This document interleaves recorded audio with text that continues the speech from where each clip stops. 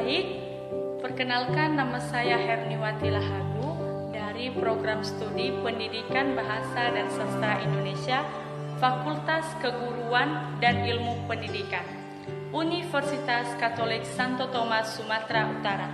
Nah, baik, saya di sini akan melakukan pembelajaran untuk memenuhi mata kuliah micro teaching yang diampu oleh dosen saya, Ibu Asnita Hasibuan, MPD. Nah, di sini saya akan membawakan materi tentang teks eksposisi. Nah, teks eksposisi ini adalah salah satu materi yang terdapat di dalam kurikulum 2013. Nah, nanti saya akan menjelaskan apa-apa saja yang terdapat dalam teks eksposisi ini. Ada itu pengertian teks eksposisi, baru ada strukturnya, baru kemudian ada jenis-jenis teks eksposisi, baru ada kaidah kebahasaan teks eksposisi. Kemudian nanti saya akan memberikan contoh dalam teks eksposisi ini. Baik, kita bahas satu persatu ya. Yang pertama, pengertian dari teks eksposisi. Nah, teks eksposisi adalah sebuah teks yang berisi tentang suatu informasi yang disajikan secara singkat dan padat. Nah, jadi melalui teks ini nanti kalian bisa menemukan informasi-informasi baru yang belum kalian ketahui sebelumnya. Nah, cara penyajiannya, teks ini disajikan secara singkat dan padat. Nah, itu mengenai pengertian dari teks eksposisi. Nah, kemudian kita bahas tentang struktur teks eksposisi. Nah, struktur teks eksposisi ini terdiri atas 3 struktur. Apa saja itu? Yang pertama, orientasi, yang kedua, isi, yang ketiga, penegasan ulang. Nah, itu mengenai struktur teks eksposisi. Nah, baik, kita jelaskan satu persatu. Pengertian dari orientasi. Orientasi, dalam bagian orientasi ini berisi tentang gambaran umum, seperti apa isi teks nantinya. Misalnya, kalian memberitahukan mengenai manfaat dari tomat. Nah, otomatis dalam orientasi ini nanti kalian gambarkan terlebih dahulu seperti apa tomat itu. Nah, intinya bagian dari orientasi ini berisi tentang gambaran terlebih dahulu dari informasi yang akan kalian tuliskan. Nah, itu mengenai orientasi. Kemudian yang kedua, isi. Struktur ini menjelaskan secara singkat dan padat informasi dari teks yang akan kalian buat. Nah, kalian jelaskan dia secara singkat. Kalau tadi di bagian orientasi, kalian hanya menuliskan gambaran umum tomat itu seperti apa. Namun, di bagian isi ini, kalian menuliskan secara singkat, secara detail, manfaat serta kegunaan tomat itu seperti apa. Nah, itu mengenai bagian isi. Kemudian yang ketiga itu penegasan ulang. Nah, penegasan ulang ini berisi penegasan kembali. Kalian nanti menjelaskan kembali informasi yang penting yang telah kalian tuliskan di bagian isi tadi. Nah, setelah kalian tuliskan secara singkat manfaat dari tomat, lalu kalian tegaskan kembali intinya manfaat tomat itu seperti apa, untuk apa. Nah, jadi itu nanti dituliskan di penegasan ulang. Oke. Itu tadi mengenai struktur teks eksposisi. Kemudian teks eksposisi dibagi menjadi 6 jenis. Nah, yang pertama itu teks eksposisi definisi, yang kedua teks eksposisi proses, yang ketiga teks eksposisi berita, yang keempat teks eksposisi perbandingan, dan yang kelima teks eksposisi klasifikasi. Nah, kita akan menjelaskan satu persatu ya. Yang pertama, teks eksposisi definisi. Nah, definisi ini berisi tentang penggambaran sederhana tentang sesuatu. Nah, nanti kalian akan menggambarkan sesuatu secara sederhana. Nah, itu untuk definisi. Kemudian yang kedua, teks eksposisi proses. Eksposisi proses ini berisi tentang urutan proses atau pembuatan sesuatu. Nah, itu mengenai teks eksposisi proses. Nah, kemudian yang ketiga, teks eksposisi berita. Nah, biasanya dalam berita ini berisi tentang kejadian atau peristiwa. Nah, di dalam peristiwa ini nanti menggunakan kalimat tanya menggunakan 5W plus 1H. Nah, ini 5W plus 1H ini sudah sering kita dengar ya. Nah, baik, yang keempat, teks eksposisi perbandingan. Nah, teks eksposisi perbandingan ini berisi tentang membandingkan sesuatu dengan yang lainnya. Nah, kemudian yang kelima, teks eksposisi ilustrasi. Nah, dalam teks eksposisi ini berisi tentang mengilustrasikan sesuatu dengan yang lain yang memiliki kesamaan sifat. Nah, yang keenam, teks eksposisi klasifikasi berisi tentang pembagian suatu gagasan menjadi beberapa bagian. Nah, itu adalah pembagian atau jenis-jenis dari teks eksposisi. Ada 6 tadi. Nah, selanjutnya kita belajar mengenai kaidah kebahasaan teks eksposisi. Nah, itu kaidah kebahasaan teks eksposisi ini ada 3. Nah, jadi kita akan menjelaskan satu persatu. Yang pertama, pronomina atau kata ganti.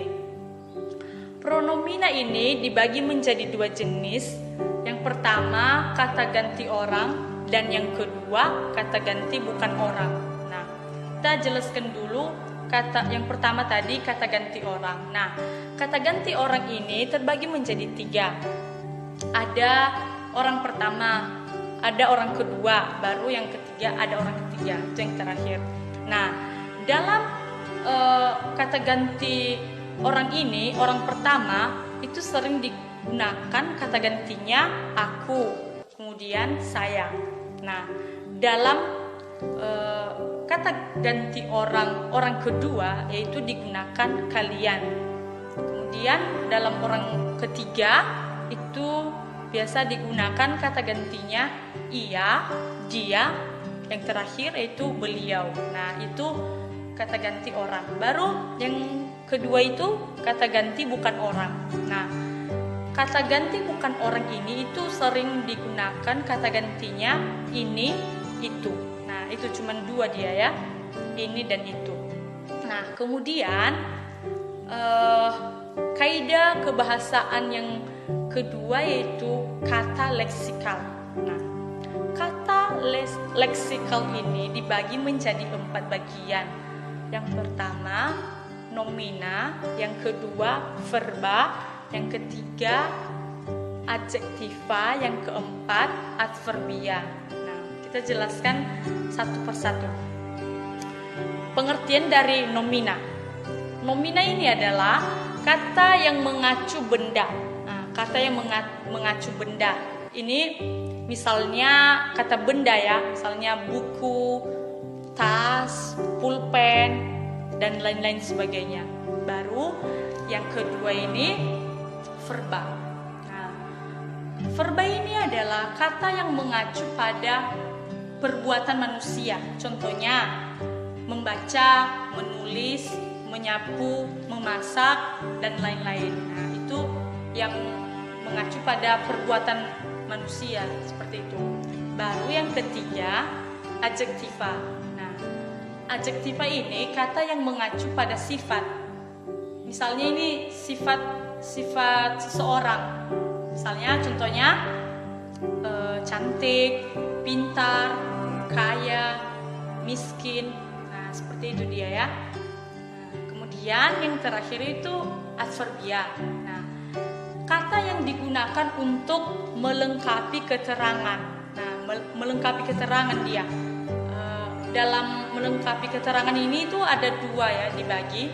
Pertama itu keterangan waktu, baru kemudian keterangan tempat. Nah, misalnya dalam waktu ini, keterangan waktu ini, misalnya siang hari, siang, pagi, sore, petang. Nah, itu dia keterangan waktu. Kemudian kalau keterangan tempat dia, misalnya di sekolah, di rumah, di gereja, nah, dan lain-lain seperti itu ya. Nah, itu tadi mengenai kata leksikal. Baru kaidah kebahasaan yang ketiga itu yaitu konjungsi atau kata hubung. Nah, di sini ada berbagai konjungsi yang dibulatkan menjadi beberapa bagian. Yang pertama itu hubungan waktu. Baru yang kedua hubungan penjelasan. Baru yang ketiga hubungan perincian. Yang keempat hubungan sebab akibat. Yang kelima hubungan gabungan. Yang keenam hubungan tujuan. Yang ketujuh hubungan pertentangan. Yang kedelapan hubungan pilihan. Baru yang kesembilan hubungan perbandingan. Nah, sini saya akan menjelaskan apa saja kata hubung yang digunakan dalam konjungsi ini. Yang pertama tadi hubungan waktu. Nah, ini digunakan kata hubungnya ketika, kemudian, lalu. Nah, itu untuk hubungan waktu. Kemudian kalau hubungan penjelasan dia itu digunakan kata hubungnya bahwa. Kemudian dalam hubungan perincian itu digunakan kata hubungnya yaitu adalah. Nah, cuma dua dia. Baru yang keempat hubungan sebab akibat itu digunakan kata hubungnya sebab akibat karena. Kemudian untuk hubungan gabungan itu digunakan kata hubungnya dan serta dengan. Nah, kemudian hubungan tujuan itu digunakan kata hubungnya agar, supaya. Kemudian hubungan pertentangan itu digunakan kata hubungnya tetapi, namun, melainkan. Kemudian untuk hubungan pilihan itu biasanya digunakan atau. Kemudian hubungan perbandingan itu digunakan kata hubungnya bagai, seperti, ibarat. Nah, itu dia penjelasan dari konjungsi tadi atau kata hubung. Ada 9 tadi pembagiannya. Nah, di sini saya akan menjelaskan atau memberikan satu contoh tentang contoh teks eksposisi. Saya ambil contoh teks eksposisi klasifikasi. Nah, saya akan mengklasifikasikan sampah berdasarkan sifatnya. Mengacu pada sifatnya, sampah bisa dikelompokkan menjadi 2 jenis, sampah organik dan sampah organik.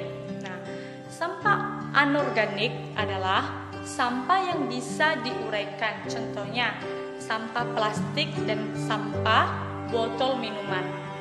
Kemudian, sampah organik adalah sampah yang mudah diuraikan, contohnya sampah sisa-sisa makanan. Nah, itu dia contoh dari teks eksposisi klasifikasi.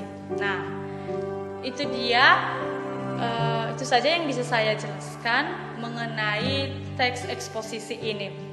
Semoga bermanfaat untuk kita semua dan untuk orang-orang yang melihat video ini.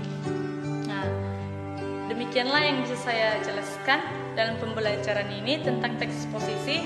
Semoga bermanfaat untuk kita semua. Terima kasih.